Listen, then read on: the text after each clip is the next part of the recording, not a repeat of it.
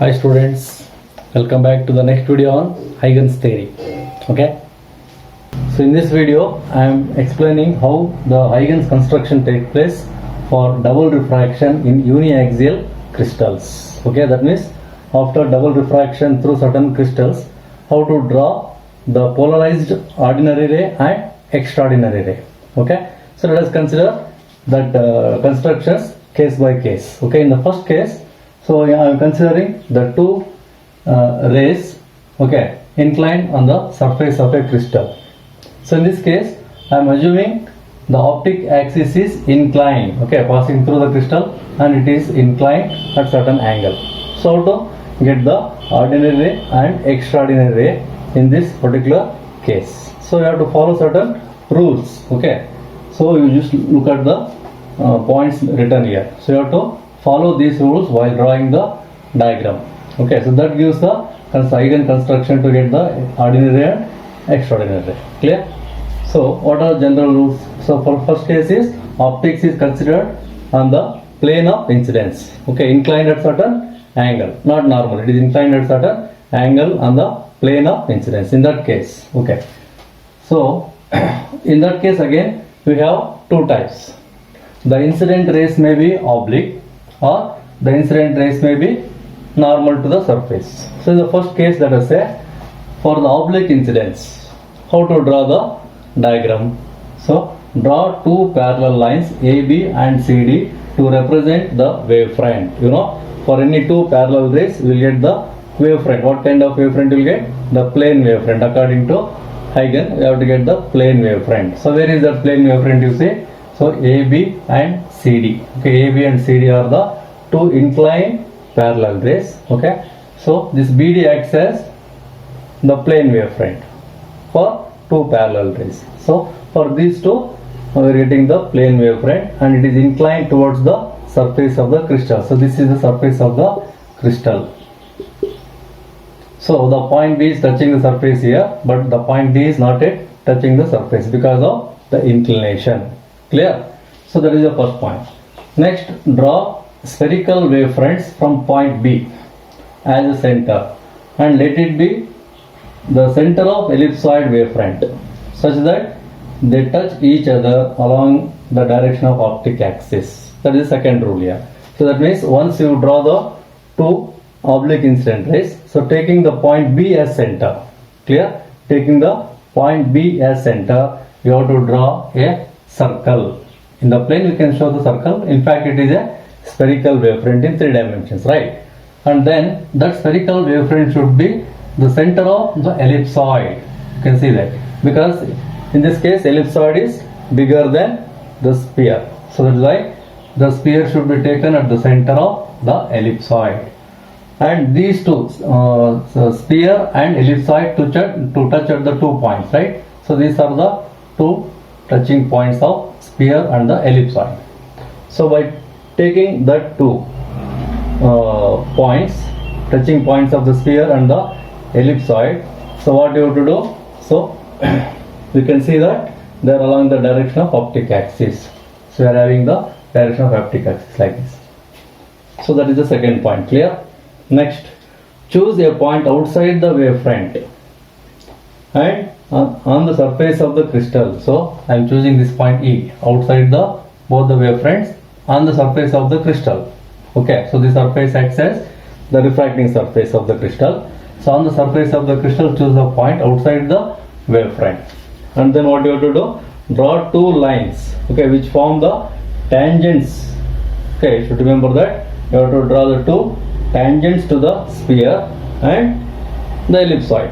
So here from point E, okay, so you have to look at the tangents. How we can make the tangents from point E to the sphere? So if you draw like this, okay, it touches at the point M as a tangent. So that is one line. Okay, EM acts as a tangent to the sphere. Clear? Then similarly, you can draw one more line from point E as a tangent to the ellipsoid at point N. Clear? So that means you are drawing the two tangents from point E to the sphere at point M, tangent is touching at the point M to the sphere M at M, and similarly the line EN touches the ellipsoid at point N. Okay, so these two tangents are drawn. That is the construction method. Okay, so what is the next point? So draw straight lines from center of the sphere. Look at this. Draw straight lines from the center of the sphere passing through M and N. So that gives BMP as one line and BNQ as another line, straight lines. Okay, so you can see that from the center of the sphere I am drawing the two lines like BMP. What is that M? It is a tangent point for the sphere. So drawn from point E, isn't it? So BMP is a line drawn from the center of the sphere.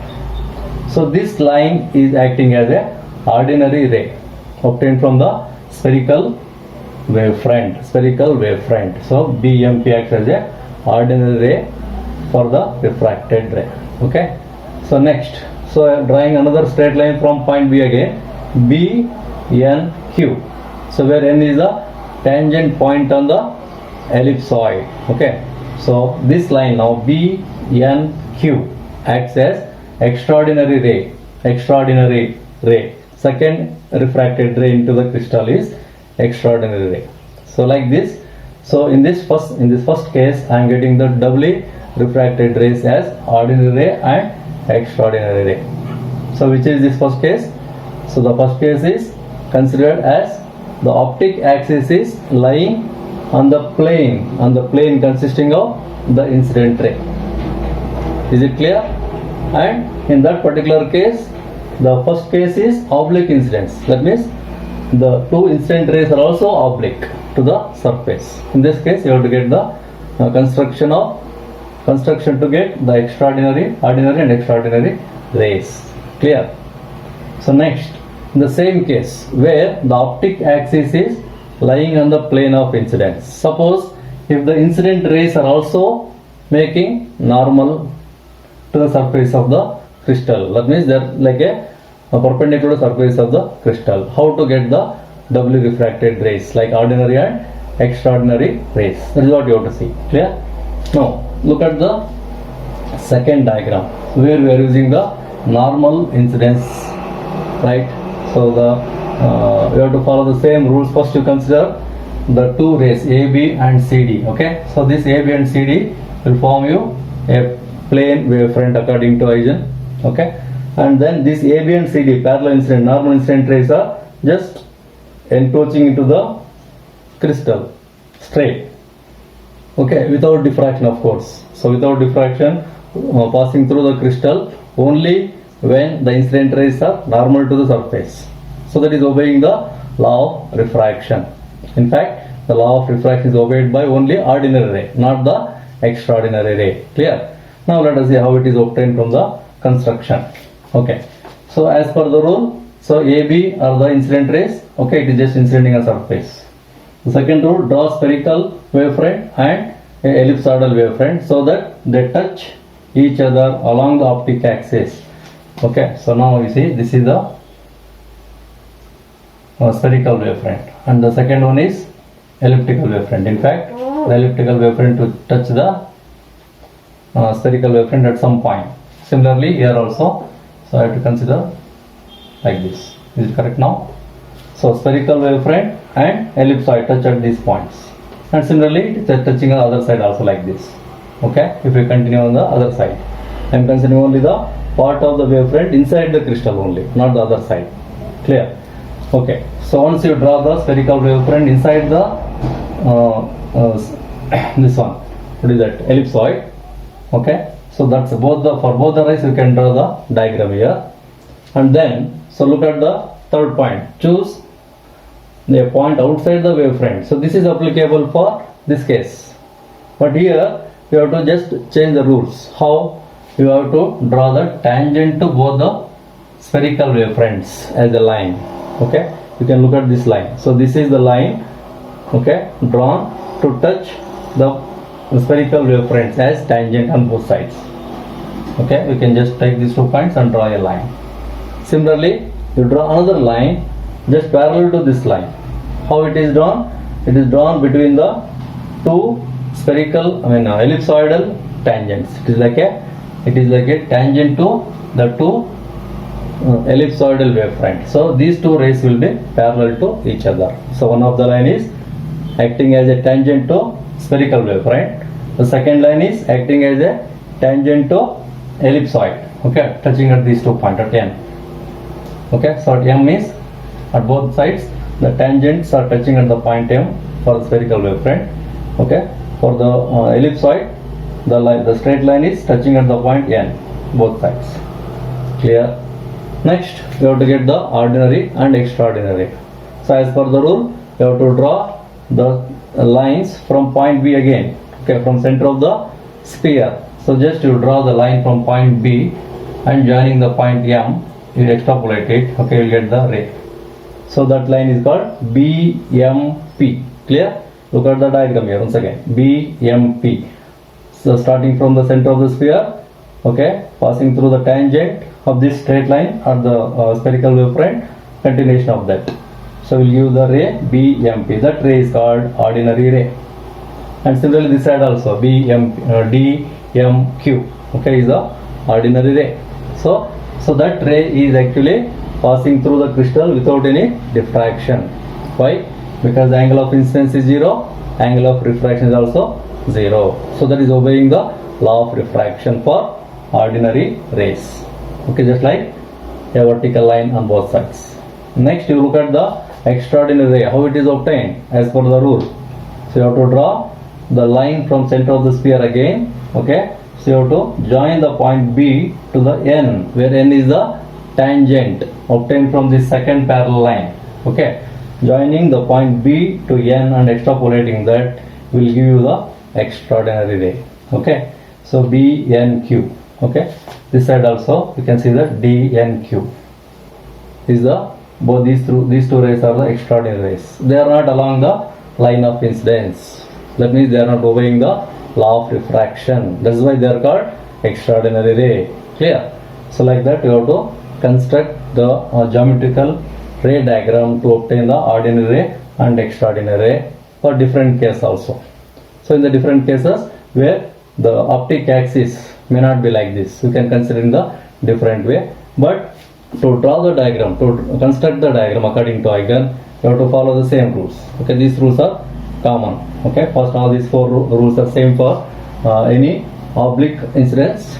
Okay, if you change the third rule, instead of considering a point outside the wavefront and drawing the 2 lines to the tangents, what you have to do for the second one normal incidence, you have to draw the 2 parallel lines. Okay, parallel lines. One is touching to the spheres only as a tangent. Second one is touching to the this one ellipsoid. Okay, as tangent. So by following the same rules, let us see what are the different cases to construct the diagram to get the extraordinary and ordinary rays. Okay, I'll come back to the next case now.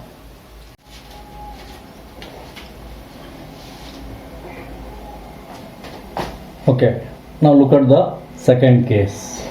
So in this case, optic axis is in the plane of incidence again as in the first case, but parallel to refracting surface. In the first case it was inclined at some angle. Okay, optic axis, that the dotted line. Now in this case it is parallel to the refracting surface. That means this is the refracting surface. I am considering the optic axis of the crystal is parallel to the refracting surface. So this is optic axis. That means almost coinciding with the surface of the crystal itself. So it is always parallel to the refracting surface. That is the case. Now let us see. In that again we have 2 cases depending upon the type of incident ray. So first one is oblique, the second one is normal.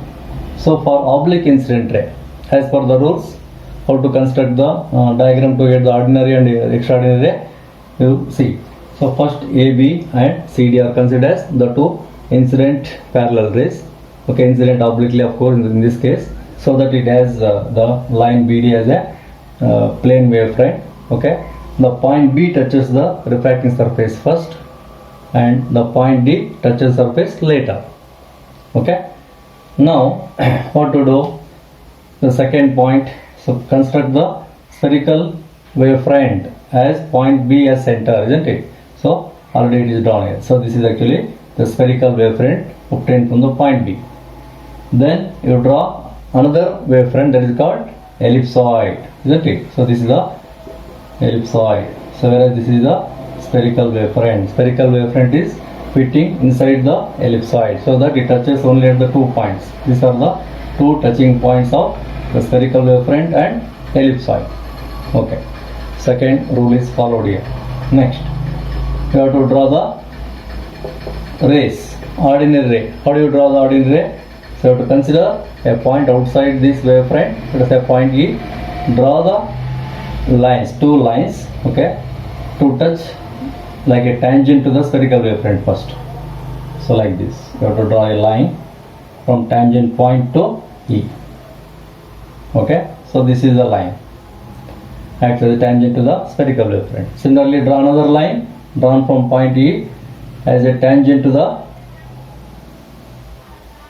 ellipsoid where it is touching here. Okay, so now we have the 2 intersection points as a tangents on the spherical wavefront and ellipsoid, right? So the last rule is to draw ordinary and extraordinary rays. Okay, so now we'll look at the diagram.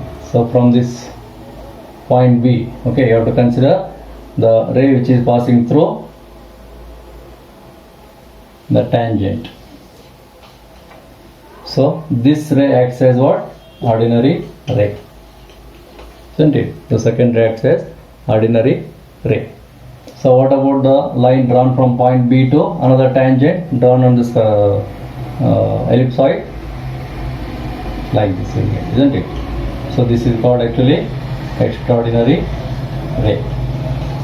Extraordinary ray. Okay. So very simple construction to get the ordinary ray and extraordinary ray. And you know already what is the basic property of this ordinary and extraordinary ray when it is passing through the crystal. So they are traveling with the different velocities in different directions, right? So both are not traveling in the same speed. They are traveling with the different speed in the different direction, of course. Okay. Now look at the second one. So where we have the same case, optic axis is in the plane of incidence and parallel to the refracting surface. But the incident rays are normal, not oblique. Okay, they are normal to the surface, refracting surface of the crystal. So A, B and CD are the normal rays. Okay, it is entering into the crystal like this. Okay, and as per the rule, again we are drawing the spherical wavefront. Okay, it is like a sphere, only half of that sphere is shown inside the crystal. So like a spherical, half of the spherical wavefront here, drawing by considering point B as center as usual. Then similarly you draw another wavefront that is called ellipsoid, again by taking B as center. Okay, so this construction you can do for both the point of incidence, right? Point B and point D, both are point of incidence simultaneously, in fact. Okay, now after these constructions of spherical wavefront and ellipsoid, how to draw the ordinary ray and extraordinary ray in case of normal incident rays. Okay, so you have to draw the 2 parallel rays to the refracting surface in such a way that so that parallel rays should touch, one of the rays should touch the 2 spherical wavefronts as tangents, right? The other parallel ray should touch the ellipsoids as tangent. So let us see that now, like this. Yeah. So this is the line drawn as a tangent to spherical wavefronts first and parallel to the refracting surface also. Clear? The next line should be parallel to the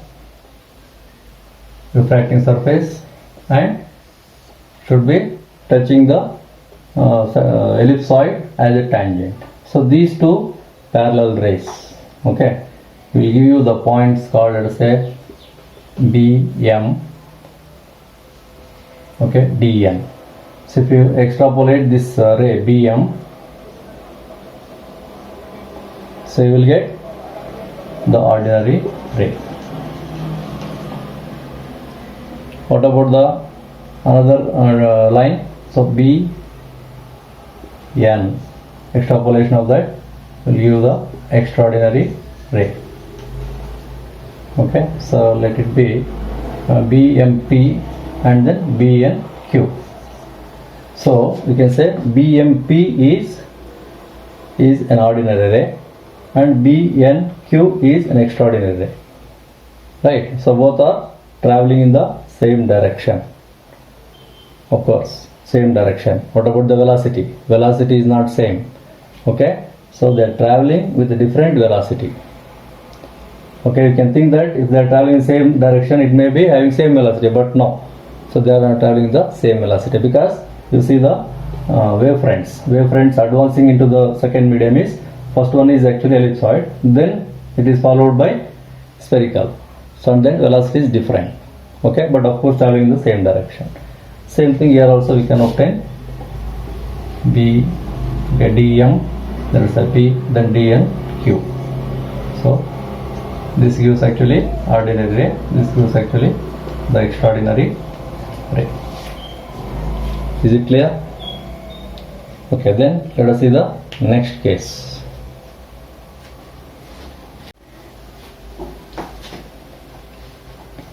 Okay, now look at the third case, where we have the optic axis perpendicular to the plane of incidence and parallel to the refracting surface again. So now in this case again we have oblique incident ray, normal incident ray. So for oblique incident ray, as usual, we are considering the two oblique incident ray with the plane wavefront BD. Okay, with the point B as center, we can draw the spherical wavefront. So this is actually the ellipsoid, but here both are looking like the sphere. Why? Because when the optic axis is perpendicular to the plane, so this is the optic axis, dotted line is the optic axis. Okay, parallel to the refracting surface.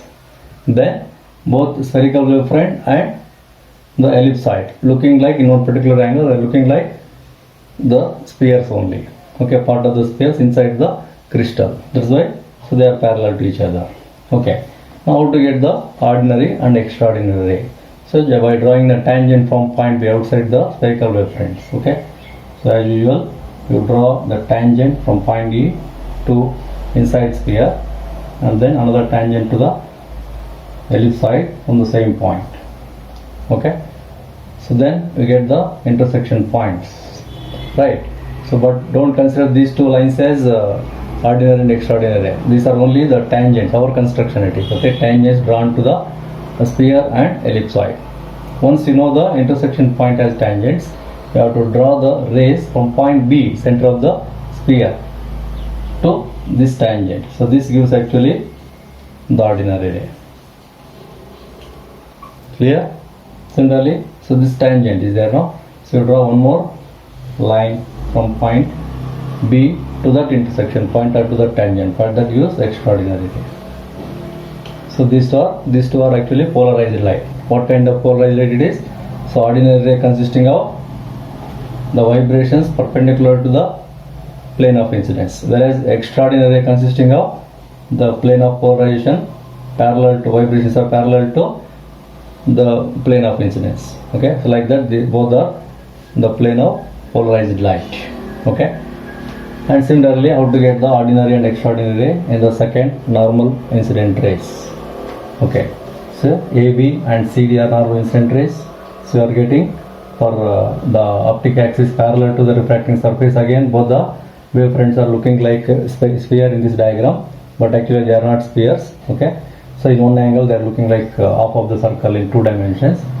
So then from point B you have to draw the both ordinary and extraordinary. So but where is the tangent? You have to choose the tangent by drawing parallel rays to the refracting surface, so that it should act as a tangent to the spherical wavefront, these two spherical wavefronts. Similarly, another parallel line acts as tangent to the ellipsoid.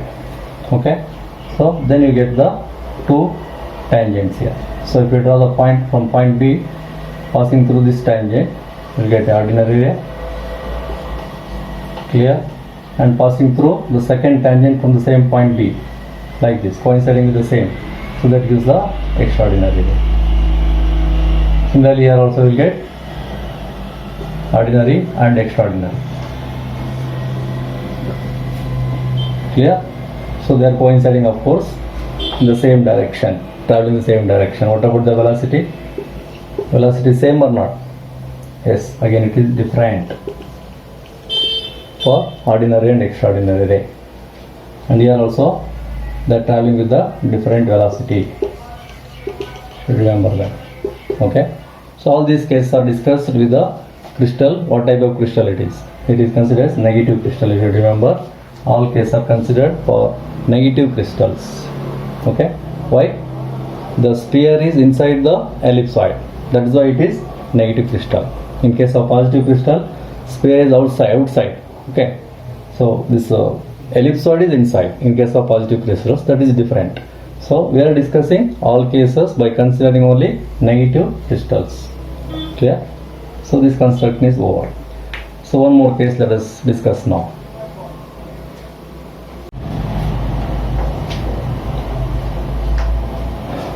Okay, now look at the last case where the optic axis is plane is in the plane of incidence and perpendicular to the refracting surface. Okay, so where is the optic axis here? So optic axis is mentioned in the vertical lines. Okay, red vertical lines in both the cases. Okay, so that means perpendicular to the refracting surface. Clear? Of the crystal. So the light is traveling from here to crystal. So this line acts as the refracting surface, as in the all the cases. Now in the first oblique incidence, as usual, the incident rays are parallel and BD acts as the plane wavefront. The point P is considered as the point of incidence on the refracting surface. So this is the spherical wavefront. Okay, so this is the ellipsoid. So these two wavefronts are meeting at this point. Okay, because the major axis of the ellipsoid is now parallel to the refracting surface, and hence, so we can expect that inside the crystal both the wavefronts are meeting. On the other side also they are meeting in the air medium. Okay. Now already the two lines are drawn from outside point E. Okay, so that they act as tangents to the wavefront, spherical wavefront and ellipsoid. So now to get the ordinary ray and extraordinary ray, so if you draw the line from point B to the tangent of the spherical wavefront, you will get what kind of ray? Ordinary ray. Similarly, if you draw another tangent from point B to the tangent at point N, you will get the extraordinary ray. Clear? So extraordinary ray consisting of parallel vibrations like this as a polarized light. So ordinary consisting of the perpendicular vibrations to the plane of incidence. So both are polarized and traveling with the different velocity. So the light rays are traveling with a different velocity, of course in the different directions also. Okay, now look at the second case where the normal incident rays are considered. Okay, this line acts as the plane wavefront parallel to the refracting surface. Okay, the point B and D can be considered to construct the wavefronts first. Okay, so this is the spherical wavefront and this is the ellipsoid. In both the cases we have. Now to draw the ordinary and extraordinary ray, you have to draw a line parallel to the refracting surface as a tangent, isn't it? As already the wavefronts are meeting at the point inside the crystal, so only one line is enough here. Only one line is enough to draw as a tangent to the wavefronts, and it is parallel to the refracting surface. Clear?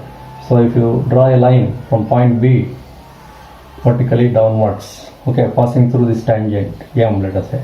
So this gives actually ordinary ray.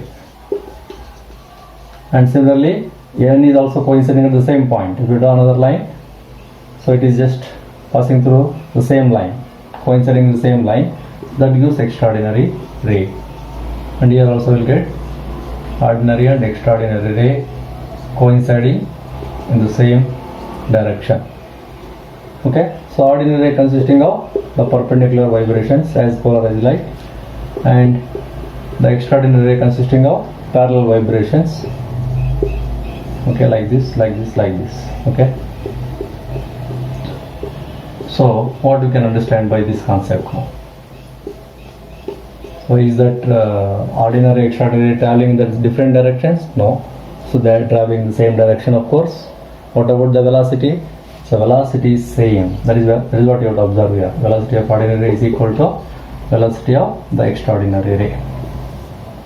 So this is possible only in this case, because as you know, ordinary and extraordinary ray can travel in the crystal with the same speed if it is along the direction of optic axis, isn't it? So we are considering the optic axis is perpendicular to the refracting surface and parallel to these rays, isn't it? Automatically you can expect that. So both should travel with the same speed along the same direction. And even one more point to be noted here. What is that? So incident rays are actually unpolarized light. Okay. So after passing through the crystal vertically downwards or normal incident rays, so there is no refraction at all. That means double refraction is not possible. So polarization also not occurred. So polarization by double refraction is absent only in this case. That is why both ordinary and extraordinary rays are traveling without polarization, as it is unpolarized light with the same velocity. Clear? So hope all these cases are very clear for you in terms of construction, geometrical constructions. Okay, then see you in the next video. Thank you.